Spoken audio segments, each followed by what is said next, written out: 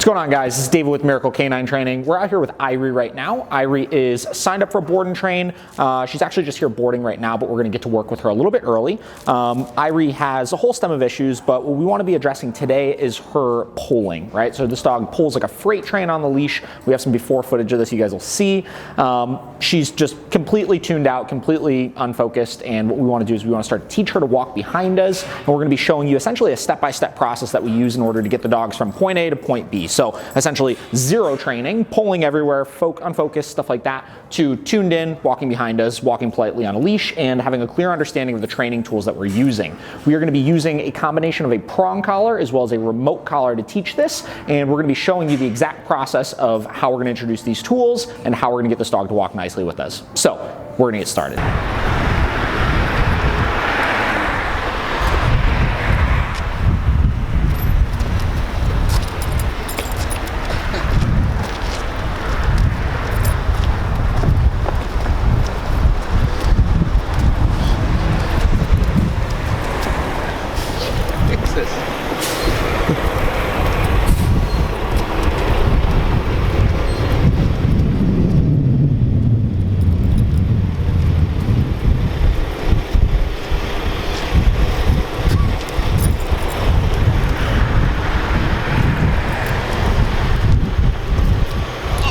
All right, so the first step here is going to be introducing the prong collar. Before we start to introduce the e-collar into things, we need to make sure that the dog has a good understanding of what this leash means, and we're going to be teaching this leash in a way where we're able to shape the position that we're trying to achieve with the dog. So my goal isn't to have the leash walking perfect. My goal right now is to just get a little bit more focus, get a little bit less resistance on that collar when she feels it, and just getting her starting to walk smoothly with me here. So what I'm going to do is I'm going to switch over to the prong collar here. I'm going to start walking randomly around the parking lot here, and anytime she gets distracted, I'm going to be doing a 180 turn. So I'm going to be going the opposite direction of wherever she's trying to go, applying a little bit of leash pressure and relieving that leash pressure when she starts moving with me. Once I start to get a little bit of focus, what I'm going to do is I'm going to start shaping just a little bit of a heel position. So kind of maintaining general left-hand side, maintaining, staying in this pocket right here. And then what we'll do is we'll start to introduce the e-collar into the mix.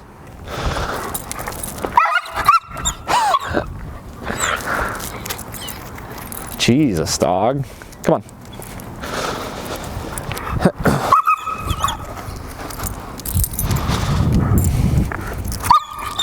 Come on. I really despise that. Really despise that.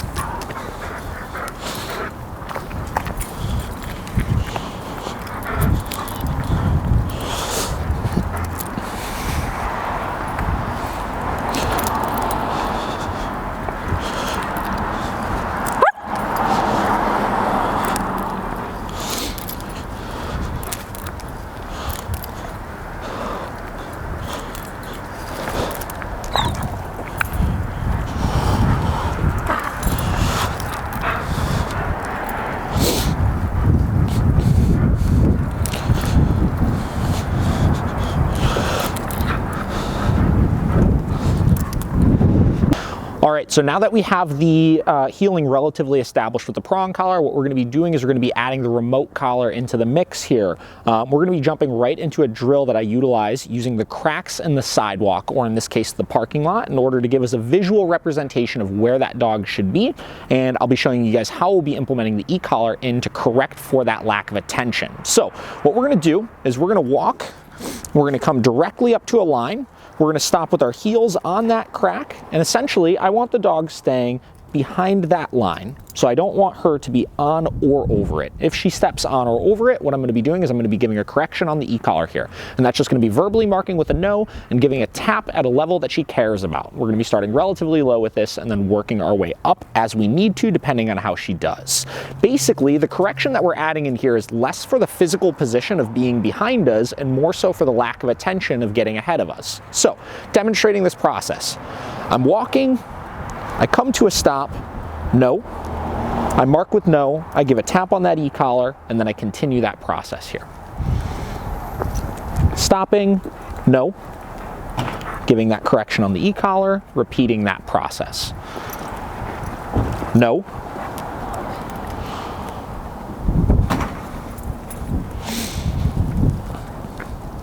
And that one was good, she stayed behind, so we're going to continue moving. No.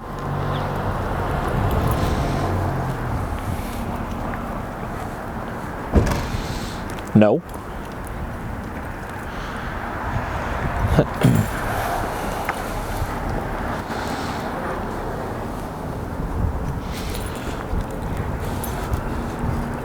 No.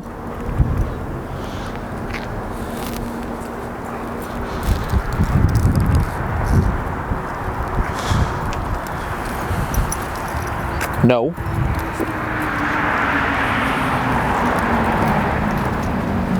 No.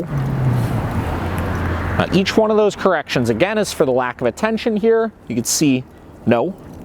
The attention is still kind of off in the distance. I want to get that tuned in just a little bit more. No.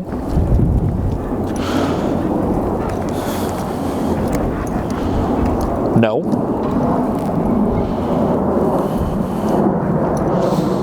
No.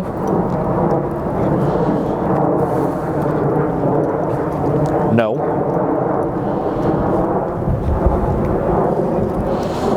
No.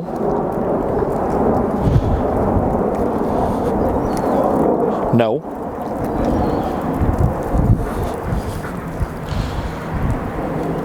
Much better. No. No. Now, as we're doing this, I want to be aware of a couple of things. One is that each time I come to a stop, the dog comes to a complete stop, no, before I start moving again, making sure that she's committed to staying in that position behind me. Just like that. No. And two is going to be, as I'm doing this, I'm adjusting this level, no, based on how she's responding to the remote collar. So right now I'm getting a consistent response, no. I'm able to see that she's feeling it visually, but she's also not overwhelmed by it. Excellent. We're not getting any huge, large yelping responses or anything like that, no. So essentially the idea is we're using the least pressure we can get away with, but as much as we need to in order to get the desired response, no. But if I start to notice she's responding less to it or more to it, I'll adjust up or down, no, incrementally as I need to. Now, another thing that I'm going to be looking for here, no, is going to be that she's consistently staying behind the line and not breaking it in the first place. So a lot of people will ask me, well, if she steps over and then fixes herself, no, does it still count? Do I have to correct still? And I always say yes in the example that I use, no. Is that if you rear end somebody and then back up, you're still getting a ticket for it. So what we need is for her, no, to start leaving assured clear distance here as we're working. And what that's going to do is that's going to ultimately keep her staying further and further behind. Now notice what we're seeing here is our paws are starting to move backwards on those stops, and that's the concept we're trying to establish here. No, is that instead of having so much forward movement all the time and pushing ahead, that she's understanding to heed the space and back up here. No, just like that.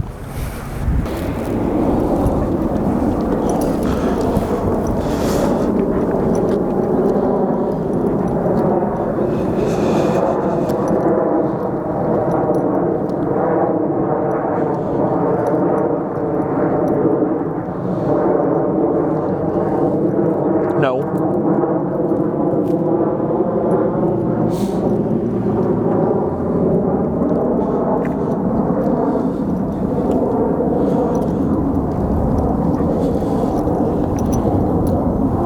All right, so once we have the dog working comfortably on that last drill with the stops, doing every single crack, what we're gonna do is we're gonna gradually increase the distance in those stops and continue to force that attention with more time in between to get distracted. So what we're gonna do is we're gonna go from every 1 to every 2 to every 3 to every 4, only moving on to the next once the dog is essentially doing perfect with the step before. Again, increasing the distance gives the dog more attention or more time to get distracted by things. So there's less stops, which means less breaks of whoa, whoa, whoa, got to come to a stop. So we're going to see how she does with that. We're going to increase and we're going to try to get up to every 5 cracks here.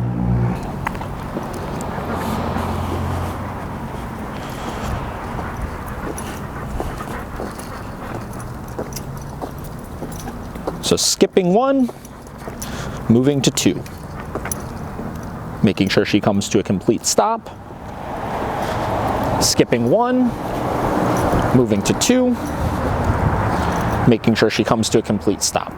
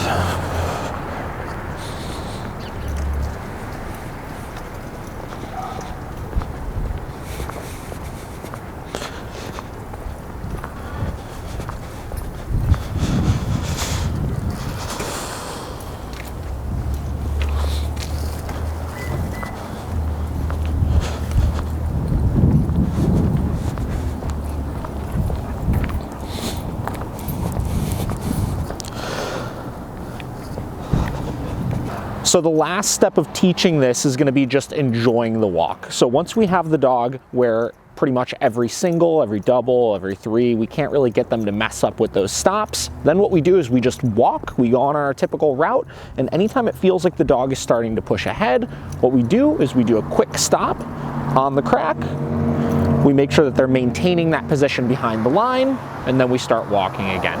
Again, this is where the walk starts to truly get enjoyable because you have them nice and focused in on us, they're tuned in, they're paying attention, right, and they're starting to tune out everything else going on. Again, those stops periodically thrown into the mix so that we're making sure that they're still paying attention. They usually do pretty good at this point, but you still want to be looking at your walk, more of a training walk initially, right? So don't try to just go into autopilot and pull your phone out and reply to text and stuff like that. Still actively focus on the position at hand. Focus on, again, the specific thing that you're working on here. And if you do that, in no time, you're gonna have the dog walking fantastically with you. So really, really awesome progress we just made in about 30 minutes with this dog. This could be very easily done with you guys on your own with your dogs as well. So if you have any questions, obviously hit them up in the comments. Aside from that, look forward to the next video.